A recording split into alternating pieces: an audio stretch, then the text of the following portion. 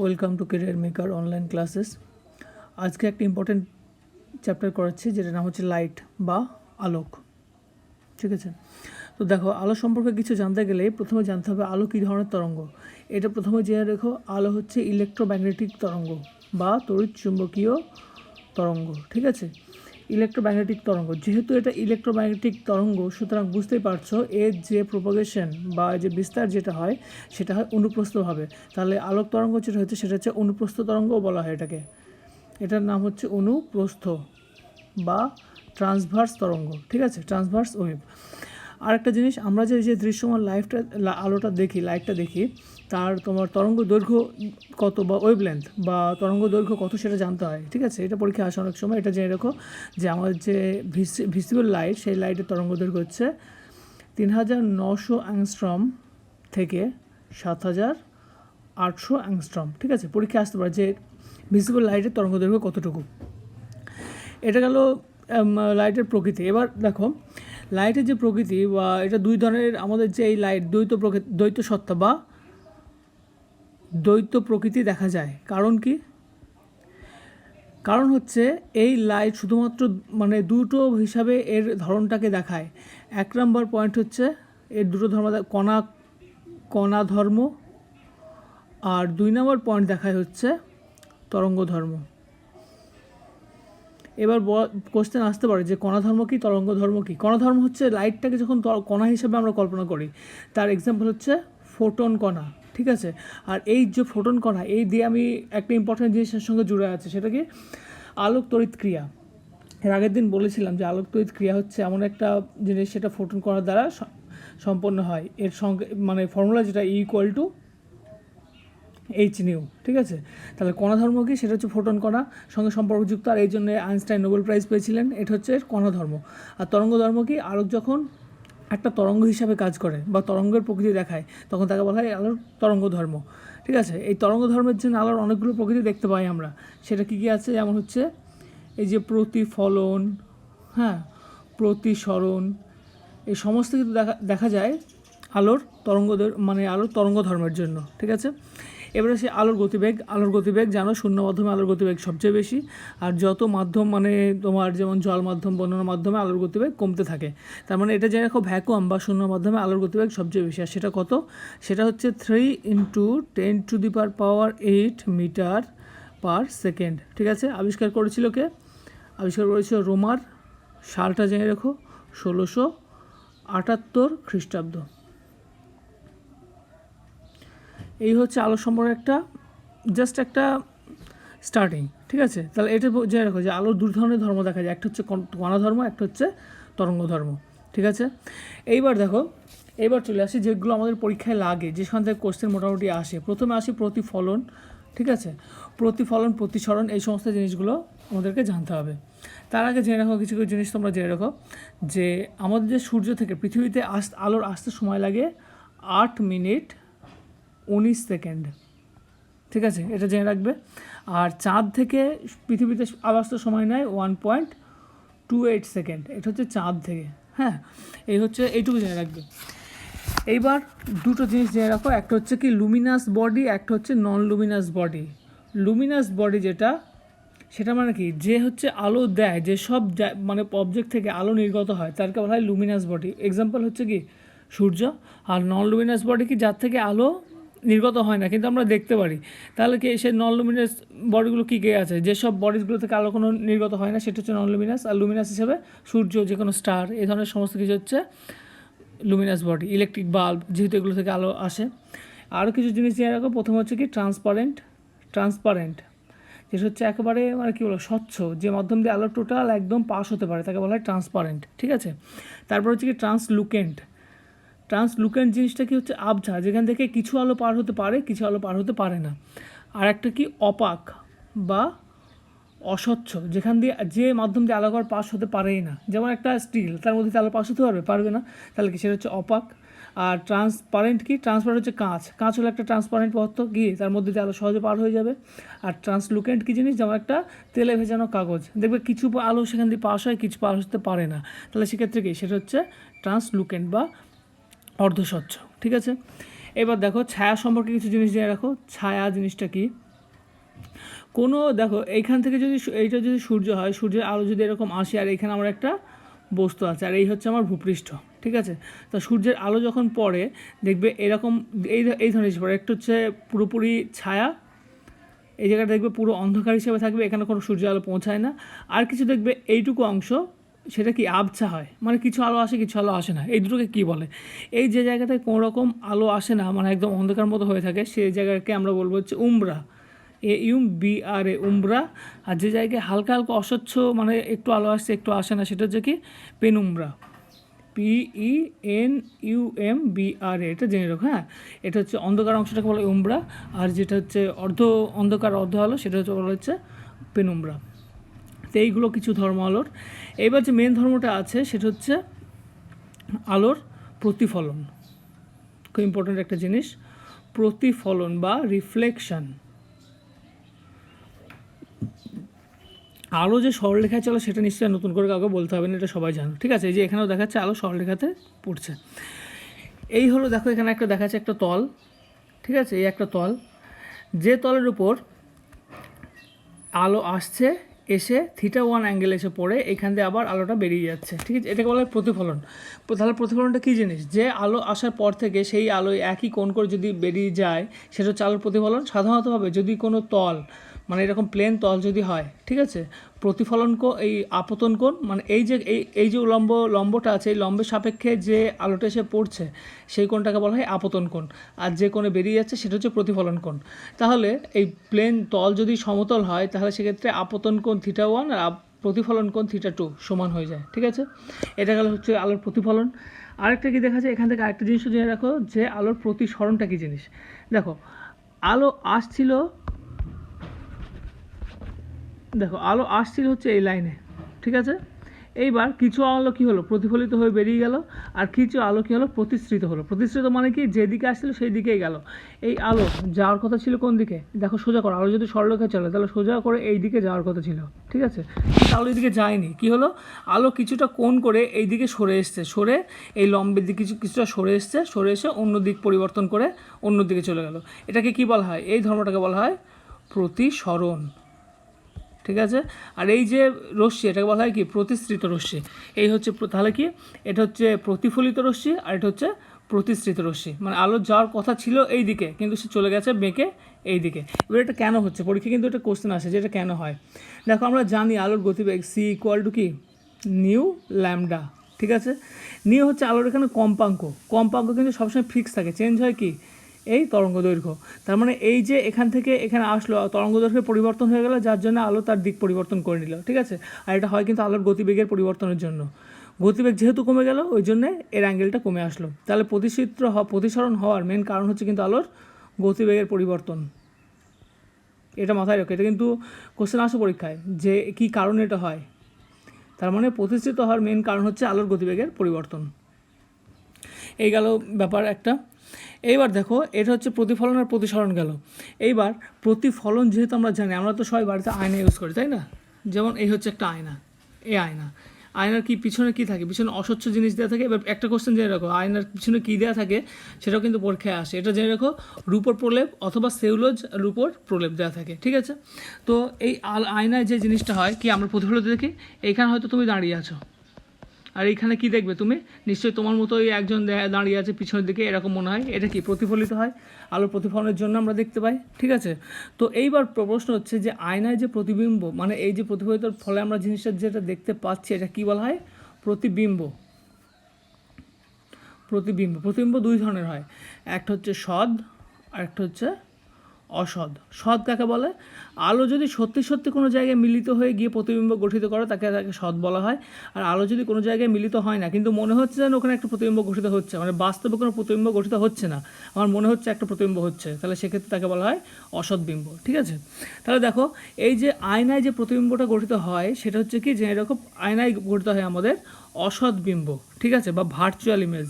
আর কি পার্শ্বীয় পরিবর্তন ঘটে বা ল্যাটারাল ইনভার্ট হয়, মানে যদি তোমার যেদিকটা ডান দিক সেদিকটা আয়নায় গিয়ে বাঁ দিক হয়ে যায়, এরকম চেঞ্জ হয়ে যায়, ঠিক আছে। বস্তুর সাইজ যেরকম হয়, বস্তুর সাইজ যা আয়নায় প্রতিফলিত বস্তুর সাইজও সেই আয়নার যে প্রতিবিম্ব গঠিত হয় সেটাও সাইজ একই হয়, ঠিক আছে। বস্তু যদি আয়নার দিকে ভি বেগে এগিয়ে যায় তাহলে প্রতিবিম্ব তোমার দিকে 2v বেগে এগিয়ে আসবে, ঠিক আছে। এটা একটা ভালো জিনিস ছিল। আর হচ্ছে কি, এই জিনিসটা মাথায় রাখো, কোনো একটা আয়নায় যদি তোমার নিজের পূর্ণ প্রতিবিম্ব দেখতে চাও, ঠিক আছে, তাহলে বস্তুর যে হাইট, বস্তুর হাইট যদি এইচ হয় তাহলে কম করে তাকে h/2 দূরত্বে গিয়ে দাঁড়াতে হবে। মানে বস্তুর যা উচ্চতা সেই তুলনায় অর্ধেক দূরত্বে দাঁড়ালে বস্তু তার নিজের প্রতিবিম্ব নিজে দেখতে পাবে, ঠিক আছে। এইটুকু মাথায় রাখবে। এখান থেকে আরেকটা কোশ্চেন আসে, সেটা হচ্ছে যে দুটো আয়নার মাঝখানে বস্তু রাখলে কি হয়। দেখো, এই একটা আয়না, মানে এই একটা আয়না, ঠিক আছে, আর এই একটা আয়না, দুটো আয়না এই জায়গায় কোণ করে আছে কত, থিটা কোণ করে আছে। আমার কোশ্চেনটা কি, কোশ্চেন হচ্ছে, ঠিক আছে, এবার দেখো এরকম যদি আসে, দুটো আয়না আছে আমাদের কাছে, এই একটা আয়না, এই একটা আয়না, ঠিক আছে। তো আয়না আঁকার একটা নিয়ম হচ্ছে, পিছনে যদি এরকম দাগ দাও তাহলে বুঝতে হবে যে এরকম একটা আয়না দুটো। তো বস্তু আছে ঠিক এই জায়গাটায়, এই জায়গাটা একটা বস্তু এরকম আছে। তো অ্যাঙ্গেল আয়না দুটোর মধ্যে কোণ হচ্ছে কত, থিটা ডিগ্রি, বা থিটা মানে যে কোনো এক কিছু হতে পারে, থিটা ডিগ্রি, ঠিক আছে। তাহলে কোশ্চেন আসতে পারে যে এই আয়নায় এর কতগুলো প্রতিবিম্ব গঠিত হবে, হ্যাঁ, এটা কোশ্চেন আসতে পারে। তাহলে কী হবে, তাহলে দেখো, যদি আয়নাটা সিমেট্রিক্যাল হয়, মানে কি বলবো ওকে, অবজেক্ট যদি সিমেট্রিক্যালি প্লেস করা হয়, সিমেট্রিক্যালি রাখা হয়, তাহলে আয়নার প্রতিবিম্বের সংখ্যা হবে 360 ডিগ্রি বাই থিটা, ঠিক আছে, থিটা। এবার ইভেন অর্ডার একটা ব্যাপার আছে, সেজন্য -1 করে নিতে হবে, ঠিক আছে। তাহলে এবার যদি আমরা একটা কোশ্চেনের এক্সাম্পল দিচ্ছি যে থিটা ইকুয়াল টু, বা দুটো আয়নাকে 30 ডিগ্রি কোণ করে রাখা আছে, কতগুলো প্রতিবিম্ব গঠিত হবে, তাহলে 360/30 ইকুয়াল টু কত হয়, দেখো 12 হয়। তার মানে 12টা প্রতিবিম্ব গঠিত হওয়ার কথা, ঠিক আছে। তো যদি 12টা প্রতিবিম্ব গঠিত হবে যদি দুটি বস্তুটাকে সিমেট্রিক্যালি প্লেস না করা হয়, মানে একটা নির্দিষ্ট সিমেট্রিক্যালভাবে যদি প্লেস না করা হয় তাহলে 12টা প্রতিবিম্ব গঠিত হবে। আর যদি সিমেট্রিক্যালি প্লেস করা হয় তাহলে সেক্ষেত্রে প্রতিবিম্ব গঠিত হবে 12 - 1 মানে হচ্ছে 11টা। এটা মাথায় রেখো, কোশ্চেনে দেওয়া থাকবে যে সেটা সিমেট্রিক্যাল না অ্যাসিমেট্রিক্যাল। এই হচ্ছে একটা কোশ্চেন, ঠিক আছে। এবার হচ্ছে আয়না কয় ধরনের হয়, ঠিক আছে, সেটা জানার আগে এবার আয়নাটাকে করে দেওয়া যাক। তাহলে আয়না কয় ধরনের হয়, মিরর হচ্ছে সাধারণত দুই ধরনের হয়। একটা মিরর নাম হচ্ছে উত্তল, আরেক ধরনের মিরর হচ্ছে অবতল। দেখো, লাইটে আছে অনেক কিছু, কিন্তু পরীক্ষায় তোমাদের যেটুকু লাগবে শুধুমাত্র সেইটুকু সম্পর্কেই আমি বলছি, হ্যাঁ, কেননা থিওরি প্রচুর আছে লাইটের পিছনে। উত্তল আয়না কীরকম হয়, দেখো, এই হচ্ছে আয়না, ঠিক আছে। উত্তল আয়নার ক্ষেত্রে কি হয়, এই যে আয়নার যে কার্ভেচার সেটা এরকম ভিতরের দিকে থাকে, তাহলে ফোকাসটা কোথায়, এর এই জায়গাটা হচ্ছে ফোকাস থাকে। এইবার উত্তল আয়না হচ্ছে এরকম, তার মানে দেখো একটা বিরাট বড় একটা এরিয়া নিয়ে উত্তল আয়না কাজ করছে, বিরাট বড় একটা এরিয়া, মানে একটা বড় পরিমাণ আলোর একটা প্রতিবিম্ব এই আয়না এসে গঠিত হতে পারে, ঠিক আছে। তাহলে এই উত্তল আয়না আমরা ব্যবহার কোথায় করব, ব্যবহার করব হচ্ছে মিরর ভিউ, হচ্ছে যে আমাদের মানে গাড়িতে যে ভিউ ফাইন্ডার থাকে বা ব্যাক জিনিস দেখার জন্য যে ফাইন্ডার মিরর থাকে, সেই মিররে আমরা কি ব্যবহার করব, উত্তল লেন্স, ঠিক আছে। আর সেক্ষেত্রে কী হবে, উত্তল লেন্স বলছে, উত্তল দর্পণ। তো উত্তল দর্পণে একটা বড় এরিয়া নিয়ে একটা ছোটো এলাকার মধ্যে আমরা দেখতে পাবো, আর সেক্ষেত্রে নিশ্চয়ই প্রতিবিম্বের আকার কী হবে, প্রতিবিম্বের আকার ছোট হয়ে যাবে, এটা মাথায় রেখো, উত্তল দর্পণে প্রতিবিম্বের আকার ছোট হয়ে যায়, ঠিক আছে। আর ব্যবহার করবো কোথায়, গাড়ির ভিউ ফাইন্ডারে। এবার আসি অবতল দর্পণ। অবতল দর্পণেরটা ঠিক এরকম, অবতল দর্পণ এইটা হচ্ছে অবতল দর্পণের উদাহরণ, ঠিক আছে। এর কার্ভেচারটা কোথায় থাকে, এই উল্টো দিকটায়, ওটা যেটা করলাম তার ঠিক উল্টো দিকে কার্ভেচার থাকে, ঠিক আছে। তাহলে ফোকাস তাহলে কোথায় হবে, এই জায়গায় তৈরি হবে। ফোকাস যদি এই জায়গায় তৈরি হয়, এই ফোকাসের মধ্যে যদি আমি কোনো বস্তুকে রাখি, তাহলে তোকে এই বস্তুকে একটা বড় আকৃতি, একটা বড় প্রতিবিম্ব পিছনের জায়গায় গঠিত হচ্ছে, তাই তো। তার মানে এটুকু বোঝার জন্য আমি বলছি যে অবতল দর্পণে যে বস্তুর যে প্রতিবিম্ব গঠিত হয় সেটা আকার অনেক বড় হয়। তাহলে আমরা কোথায় দেখবো এটা, যে চিকিৎসার ক্ষেত্রে এই অবতল দর্পণ কাজে লাগে, ঠিক আছে, মেনলি চিকিৎসার ক্ষেত্রে কাজে লাগা হয়। আর তোমার শেভিং গ্লাস হিসাবে ব্যবহার করা হয়, সোলার কুকার হিসাবে ব্যবহার করা হতে পারে এই অবতল দর্পণকে, হ্যাঁ, এরকম প্রচুর ব্যাপার আছে। আরেকটা ইম্পর্টেন্ট জিনিস যে কোথায় হয় সেটা হচ্ছে যে ওটা যেমন ছিল গাড়ির ভিউ ফাইন্ডারে উত্তল দর্পণ, আর অবতল দর্পণকে ব্যবহার করা হয় গাড়ির লাইটে। এটা ইম্পর্টেন্ট একটা কোশ্চেন এসেছিল, এটা গাড়ির লাইটে যে দর্পণ আমরা ব্যবহার করি সেটা হচ্ছে অবতল দর্পণ। এইটুকু জেনে রাখো অবতল দর্পণ সম্পর্কে, আর কিছু জানার দরকার নেই। ঠিক আছে, এবার এসো প্রতিসরণে চলে আসি। প্রতিসরণ দেখো, ভালো করে জিনিসটা বুঝবে। প্রতিসরণটা এর আগের বারে আমি দেখিয়ে দিয়েছিলাম, আর এখানে যেটা দেখাচ্ছি অভ্যন্তরীণ পূর্ণ প্রতিফলন, এর ভিতরে কিন্তু হচ্ছে প্রতিসরণ অবশ্যই কাজ করে, নাহলে এই অভ্যন্তরীণ পূর্ণ প্রতিফলনটা আসবে না। ঠিক আছে, এটা ভালো করে তোমাকে বুঝতে হবে। দেখো আলো যখন, এই জিনিসটা ভালো করে বুঝে নাও একটু, এই হচ্ছে আমার একটা সরলরেখা, এটা হচ্ছে একটা তল, ঠিক আছে, একটা তল এটা। তো আলো এইরকম এটা হচ্ছে আমার একটা অভিলম্ব, এই জিনিসটাকে বলছি আমি অভিলম্ব। ঠিক আছে, এই হচ্ছে আলো আপতিত রশ্মি, এখানে কিন্তু প্রতিফলিত রশ্মি দেখাবো না, এই হচ্ছে আলোর আপতিত রশ্মি। এটা কি লঘু মাধ্যম, মানে এটা ধরো বাতাস, আর এটা হচ্ছে ঘন মাধ্যম, এটাকে কী বলছে জল, এটা হচ্ছে জল। ঠিক আছে, এটা জল, আর এটা হচ্ছে লঘু মাধ্যম হচ্ছে বাতাস। ঠিক আছে, এই হচ্ছে তোমার ব্যাপার। এইবার কি হলো, এই আলোক যে রশ্মিটা এটা হচ্ছে আপতিত হলো। ঠিক আছে, আই অ্যাঙ্গেল আমি ধরে নিলাম। এইবার আলো হচ্ছে প্রতিষ্ঠিত হবে, প্রতিষ্ঠিত হতে কোন দিকে যাবে দেখো, আলো যাওয়ার কথা ছিল কিন্তু এই দিকটায়, দেখো সোজা করে আসলে এই দিকটা দাঁড়ায়, এইখানে আসার কথা ছিল, কিন্তু আলোর দিকে আসেনি। এসছে কথায় দেখো অবিলম্বের দিকে সরে এসছে, অবিলম্বের দিকে সরে এসছে, যে কোণটা দেখো ছোট হয়ে গেছে, এটা হচ্ছে রিফ্লেকটিভ কোণ, এটা ছোট। তার মানে কি আলোর দিকের পরিবর্তন, মানে এই যে অ্যাঙ্গেলের পরিবর্তন ঘটেছে একটা, আর এই রশ্মিটাকে কী বলবো আমি, প্রতিষ্ঠিত রশ্মি বলবো। ঠিক আছে, তাহলে একটা জিনিস খেয়াল করো, এই আলোটাকে যদি আমি উল্টো দিকে নিয়ে যাই, যেমন এই জায়গায় করা আছে দেখো, আলো যাচ্ছে ঘনমাধ্যম থেকে লঘু মাধ্যমের দিকে, যাওয়ার কথা ছিল কোন দিকে, এই দিকে সোজা যাওয়ার কথা ছিল, কিন্তু সেদিকে না গিয়ে এর যে তল আছে সেই তলের দিকে বেঁকে যাচ্ছে, তাই তো, মানে হচ্ছে এই দণ্ড থেকে, মানে যে অবিলম্ব, সে অবিলম্ব থেকে দূরে সরে যাচ্ছে আলো। এইবার ভালো করে খেয়াল করে দেখো, এইখান দিয়ে পড়ছে আলো, আলো এখান দিয়ে বেরিয়ে গেল। ঠিক আছে, তার মানে এটা কি, এটা হচ্ছে আপতিত রশ্মি, এটা হচ্ছে প্রতিষ্ঠিত রশ্মি, প্রতিষ্ঠিত রশ্মি। ঠিক আছে, এইবার এই অ্যাঙ্গেলটাকে যদি আমি এইরকম আছে, তো এই অ্যাঙ্গেলটাকে আমি আরও বাড়াচ্ছি, আরও বাড়াতে বাড়াতে আমি ঠিক এই জায়গায় নিয়ে গেলাম। এই অ্যাঙ্গেলটাকে যদি আমি আরও বাড়াই, দেখবে আলো আবার এইখানে চলে আসবে। আরও বাড়িয়ে যখন আমি এই অ্যাঙ্গেলটা আসলাম, এই যেমন লাল দাগের কাছে অ্যাঙ্গেলটা আসলাম, তখন দেখবে আলো কিন্তু আর প্রতিষ্ঠিত হচ্ছে না, সোজা আলো এরকম তল বরাবর বেরিয়ে যাচ্ছে। এই অ্যাঙ্গেলটাকে আমরা কী বলবো, ক্রিটিক্যাল অ্যাঙ্গেল। ঠিক আছে, বা সংকট কোণ, মানে যে কোনো আলো আপতিত হলে আর প্রতিষ্ঠিত হয় না, মাধ্যমে তল বরাবর বেরিয়ে যায়, সেটাকে কি আমরা বলবো, সংকট কোণ। ঠিক আছে, এইবার আসছে তোমার অভ্যন্তরীণ পূর্ণ প্রতিফলন।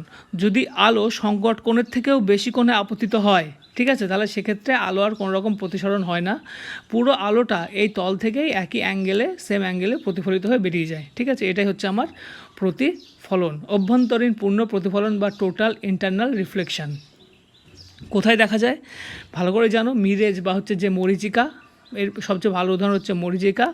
আর আমাদের ব্যবহারিক জীবনে উদাহরণ হচ্ছে, ভেবে দেখো ব্যবহারিক উদাহরণ কি, ফাইবার অপটিক, যেটা ছাড়া আজকাল কোনো কাজই চলে না, কারণ এই ফাইবার অপটিকের মাধ্যমেই তোমার ইন্টারনেটের সমস্ত কোনো ডেটা মানে আদান প্রদান করা হয়। ঠিক আছে, তারপরে একটা জিনিস আছে ডায়মন্ড, হিরে যেরকম চকচক করে, হিরে চকচক করার কারণ কি, তার কারণ হচ্ছে এর। এবার চলে আসি লেন্সে। লেন্স সাধারণত দুই ধরনের হয়, একটা হচ্ছে কি উত্তল লেন্স, ছবি থেকে বুঝতে হচ্ছে উত্তল লেন্স, বেশি ডিটেলসে যাচ্ছি না, থিওরি অনেক আছে। ঠিক আছে, অত থিওরি যদি কমপ্লিট করতে হয় তাহলে একটা বিরাট বড় টাইম লেগে যাবে, সেটা সম্ভব নয়। এটা হচ্ছে উত্তল লেন্স, এটাকে বলা হয় কি অবতল লেন্স। উত্তল লেন্স আর অবতল লেন্স চেহারা দেখে বুঝতে পারছো কীরকম, তাহলে এটা নতুন করে বলার কিছু নেই, শুধুমাত্র এটা জেনে রাখো যে উত্তল লেন্সের ফোকাস দূরত্ব কাকে বলে। দেখো এখানে F1 একটা ফোকাস দূরত্ব, আর এখানে এই যে F2 এটা ফোকাস দূরত্ব। উত্তল লেন্সের দুটো ফোকাস দূরত্ব থাকে, একটা হচ্ছে প্রথম ফোকাস আর একটা হচ্ছে দ্বিতীয় ফোকাস। ঠিক আছে, তো দেখো এই যে অক্ষটা, মানে এই যে মাঝ বরাবর যে দাগটা যাচ্ছে, এটাকে বলা হয় এর প্রধান অক্ষ, এটা হচ্ছে প্রধান অক্ষ।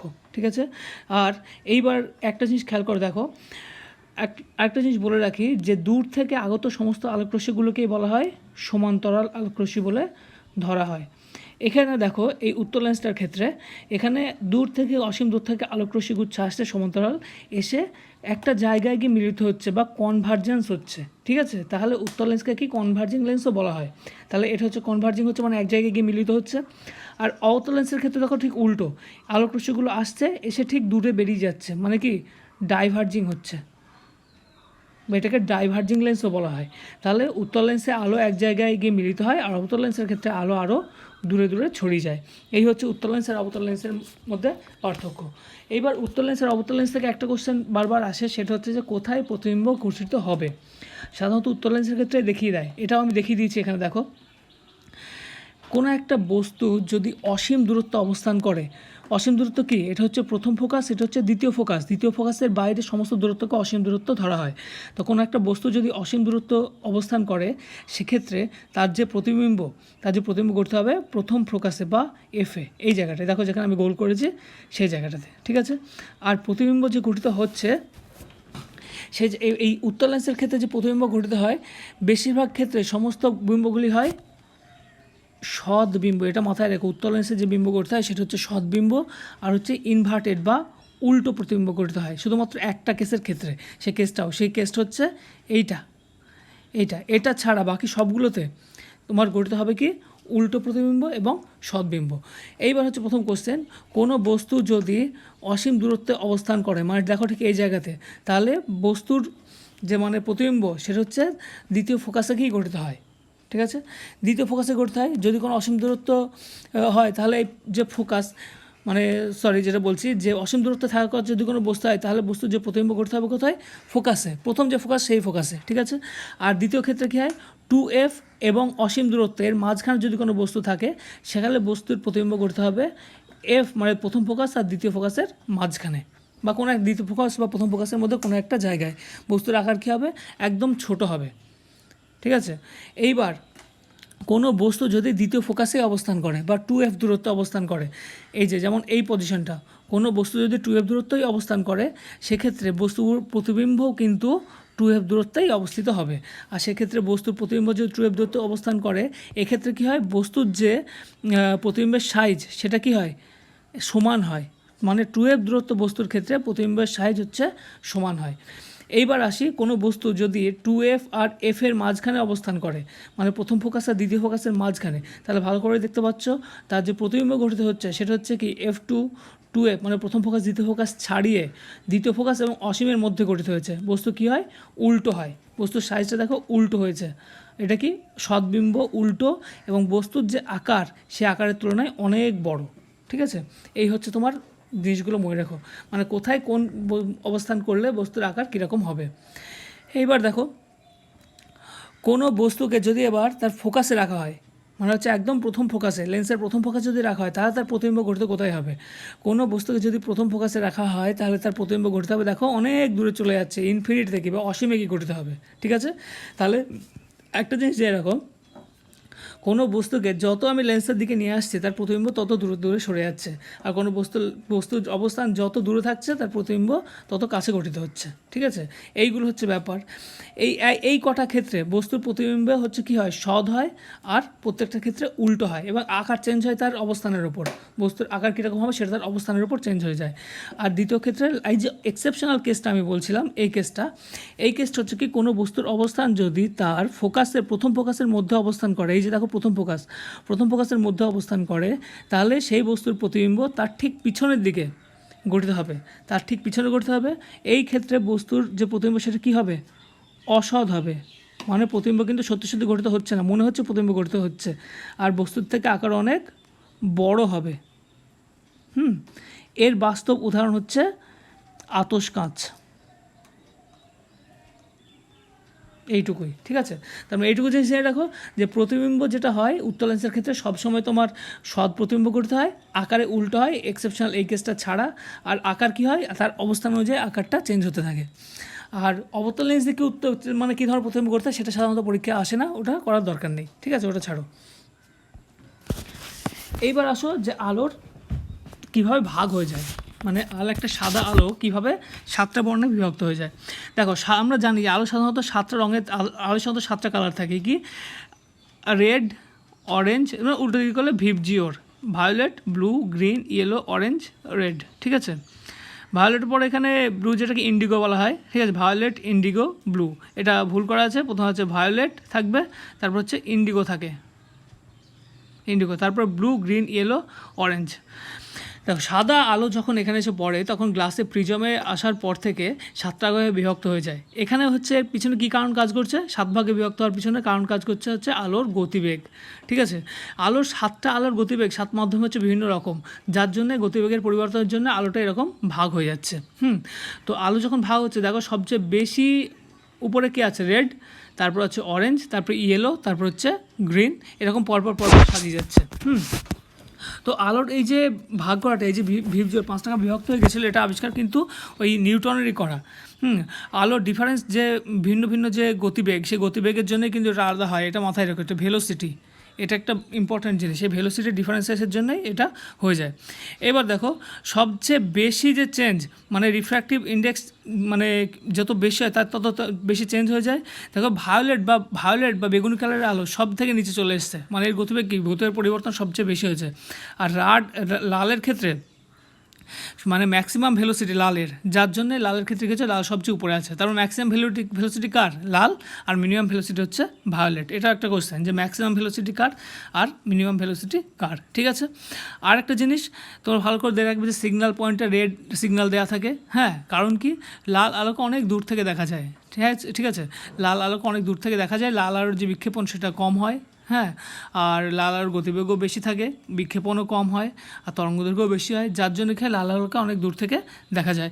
আর এর কোনো মানে চেঞ্জ হয় না সাধারণত লাল আলোর মানে তরঙ্গদৈর্ঘ্যের এরকম কিছু, যার জন্য লাল আলোকে দেখা যায়। ওই জন্য আমরা কি সিগন্যাল লাল আলোটাকে ইউজ করি।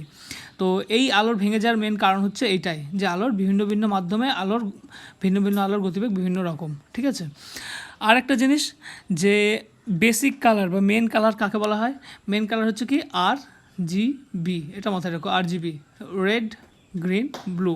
কেন এটাকে বেসিক কালার বলবো না, এই সমস্ত কালার কটা দিয়ে সমস্ত রকমের কালার মানে আর বাকি যত রকমের কালার আছে এই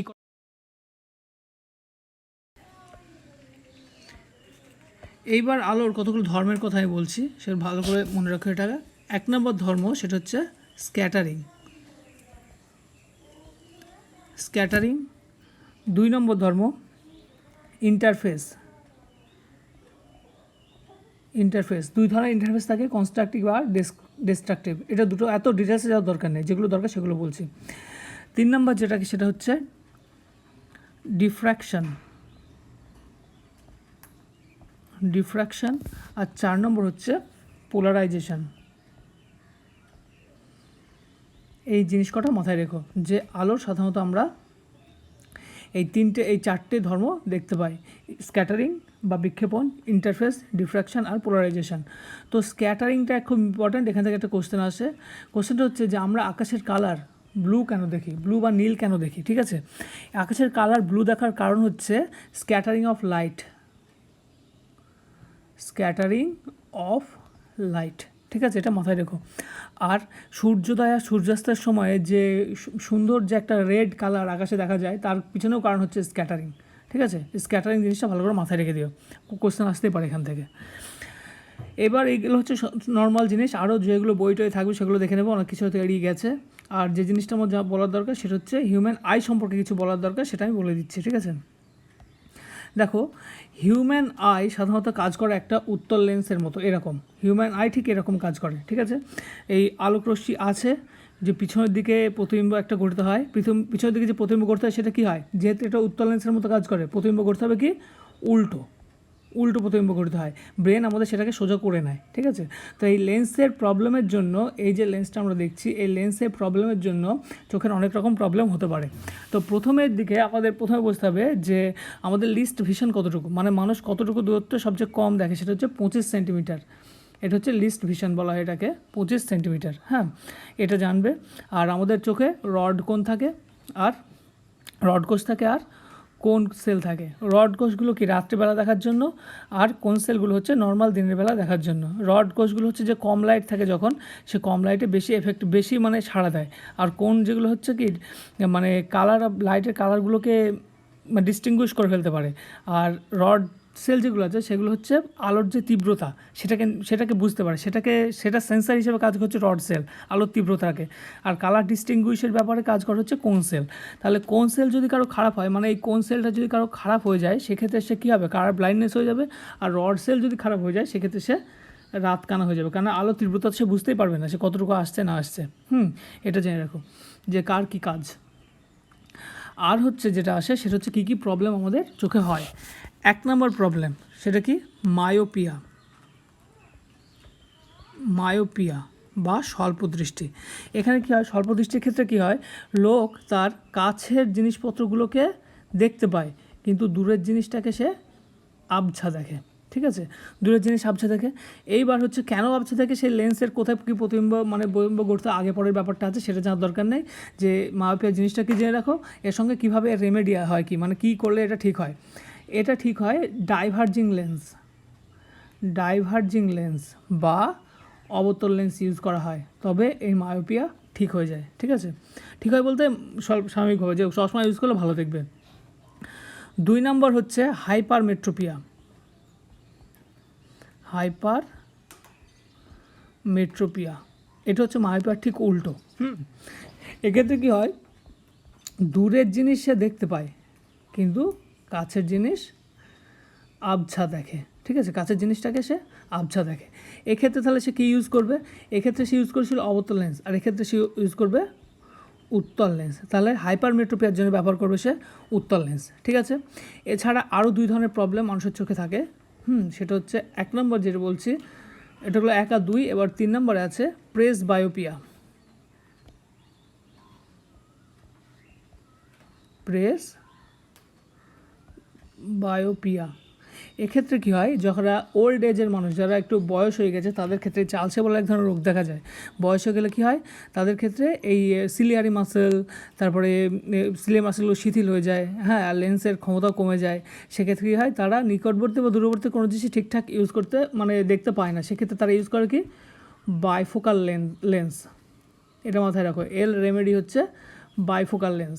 হ্যাঁ, আর 4 নম্বরে গিয়ে দাঁড়াচ্ছে অ্যাস্টিম্যাগটিজম। অ্যাস্টিম্যাগটিজম, ঠিক আছে। অ্যাস্টিম্যাগনেটিজমের ক্ষেত্রে কী হয় সেটাও তো জানতে হবে না, এটা জানা রাখো যে এর রেমেডি হিসাবে ইউজ করা হয় সিলিন্ড্রিক্যাল লেন্স। সিলিন্ড্রিক্যাল লেন্স, এই কটা জিনিস ভালো করে মনে রেখো। ঠিক আছে, যে মানুষের চোখের রোগ কী কী আছে। আর যেটা আমি করে দিচ্ছি একটা, সেটা হচ্ছে একটা ফর্মুলা, তোমাদেরকে এটা মাথায় রাখতে হবে যে সিম্পল মাইক্রোস্কোপের ফর্মুলাটাকে তোমরা একটু জেনে রেখো।